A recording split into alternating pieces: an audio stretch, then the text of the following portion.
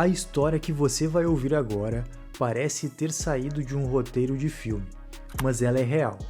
Um garoto apaixonado por futebol, que assistia aos jogos do seu time nas arquibancadas ainda criança, cresceu, ficou milionário apostando em jogos e acabou comprando o seu clube do coração.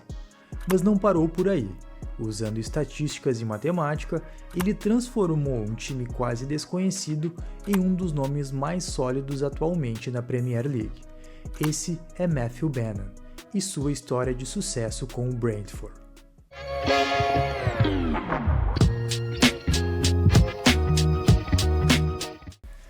Fala meu povo, tudo bem com vocês? Esse é o canal Crespo Te Conta, eu sou o Wanderson Crespo e no vídeo de hoje nós vamos conhecer a história de Matthew Bannon e do Brentford da Inglaterra, esse time que joga a Premier League na Inglaterra.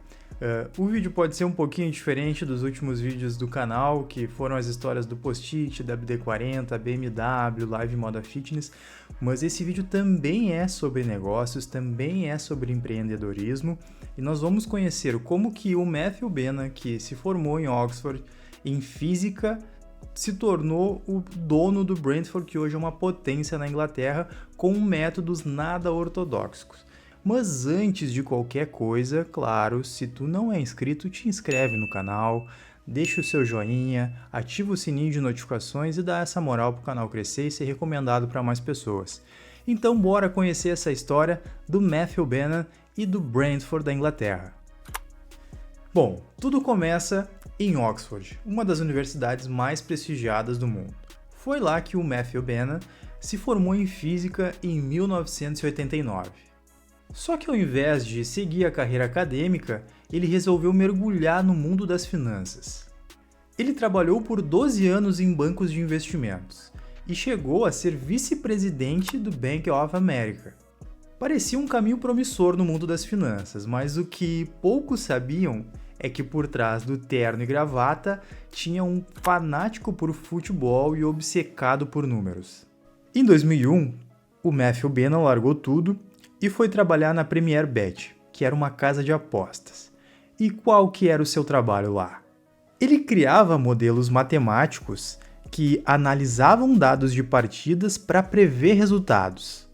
E essa experiência trabalhando na Premier Bet mudaria por completo o seu futuro. Quando ele resolveu sair da Premier Bet após um desentendimento, ele resolveu aplicar todo o conhecimento adquirido para lucrar por conta própria. Ele virou apostador profissional e não demorou muito para os milhões começarem a aparecer. Tudo isso com base em cálculos frios e análises estatísticas. Com tanto dinheiro em caixa, ele decidiu ir além. Em 2004, ele fundou a empresa chamada Smart Odds. Era uma empresa especializada em criar algoritmos para casas de apostas ajustarem as suas cotações com mais precisão. A Smart Odds virou um sucesso absoluto e logo depois ele lançou a Matchbook, a sua própria casa de apostas. Mas o objetivo final do Bannon não era só ganhar dinheiro, ele ainda queria realizar um sonho de infância. Desde os 11 anos, ele torcia para o Brentford, um time pequeno e tradicional da Inglaterra até então. E a chance de salvar o Brentford surgiu em 2007. Naquele ano, o Brentford estava passando por uma crise financeira muito grave. Foi aí que o Bannon surgiu como um salvador da pátria. Ele concedeu um empréstimo ao clube de 700 mil libras e continuou fazendo aportes até adquirir 96% das ações. Na época, o Brentford jogava a League 2, que dá para se dizer que equivale à 4ª divisão do futebol inglês. Mas o Bannon não queria ser só mais um dono de clube. Ele queria transformar o futebol com números, com ciência e com lógica. A primeira revolução foi na forma de montar o elenco. Ao invés de contratar olheiros experientes ou ex-jogadores famosos, ele apostou em estatísticos e analistas de dados. A lógica era simples: usar algoritmos para identificar jogadores escondidos, jogadores subvalorizados e com grande potencial de retorno técnico e financeiro. Com essa estratégia, o Brentford começou a ser competitivo, mesmo jogando contra clubes mais ricos e mais poderosos. Em 2021, o time conseguiu o improvável, o acesso à Premier League após 74 anos. Mas o mais impressionante foi o que veio depois. Enquanto muitos apostavam ou achavam que o Brentford cairia na temporada seguinte, o time se manteve firme e continuou na Premier League. E isso se deve a decisões bem ousadas. Por exemplo, o Brentford abandonou as categorias de base. Isso mesmo, abandonou. Ao invés de investir milhões em formação de jovens desde a infância, eles resolveram apostar em jovens de 17 a 20 anos que haviam sido dispensados de outros clubes. E qual que era a ideia? A ideia era dar a esses jovens no mínimo 35 jogos antes de avaliar o seu potencial ou seu real valor. E essa abordagem rendeu frutos. O time B venceu a Premier League Cup Sub-23. E além do desempenho esportivo, revelou talentos que renderam milhões em transferências, como por exemplo, Said Benrahma, que foi comprado por 3,8 milhões de euros e vendido por 23.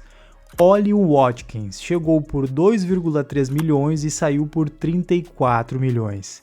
Neal Maupay custou apenas 2,1 milhões e foi vendido por 15 milhões.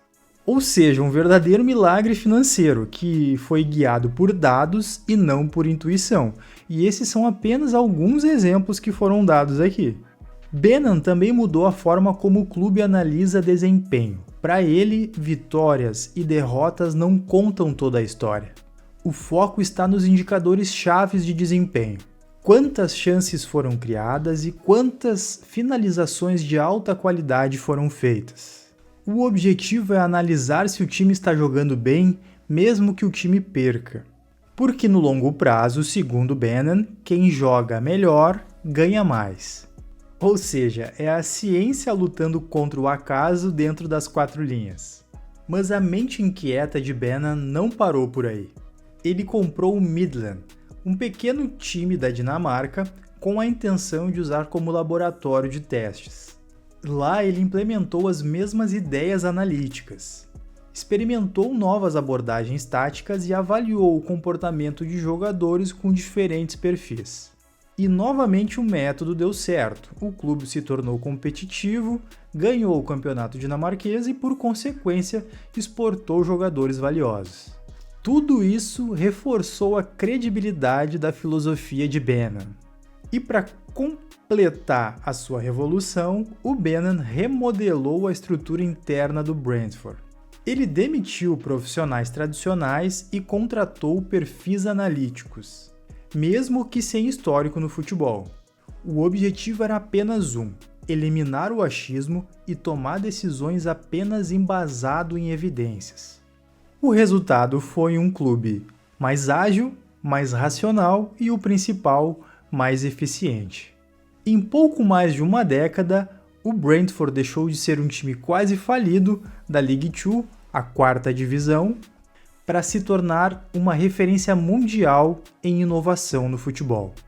A história de Matthew Benan prova que a paixão aliada com inteligência, com coragem, podem transformar o improvável em realidade. Ele não só salvou seu time do coração, como reinventou o significado de vencer no futebol moderno.